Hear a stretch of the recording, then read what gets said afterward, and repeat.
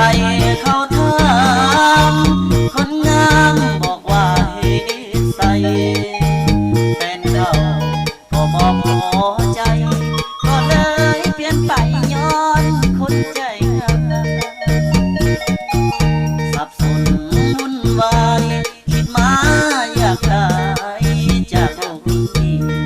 เห็นอายดังขี้ลีน้องคนดีผัดขี้เหือกายบัดเหือน้องลงจมลงแล้วน้องสิตายเรื่องนี้สับสนวุ่นวายอยากอายคนเด้เข้าสิสาสั่งคนบางคนให้ดูตนคนเขาหาแก่เห็นอายดำแหล่ๆน้องบอกแค่ตัวอายก็อย่าไปว่าเขาตัวเฮาเป็นคนเสื่อสารเขาส่ง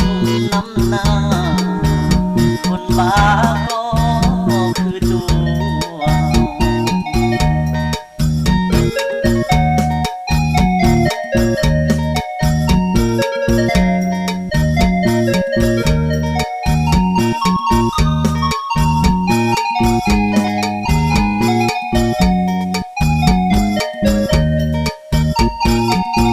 สับสนวุ่นวายคิดมาอยากตายจากโลกนี้เห็นอายดังขี้ลีน้องคนดีผัดขี้เหือกายบัดเหือน้องลงจมลง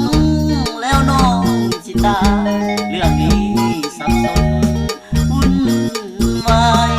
อยากอายคนเด้เข้าสิสาสั่งคนบางคนให้ดูตนคนเขาหาแก่เห็นอายดำแหล่ๆน้องบอกแค่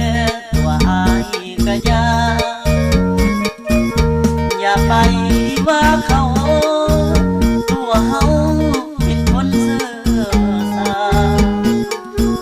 เขาส่งน้ำหน้าคนบ้า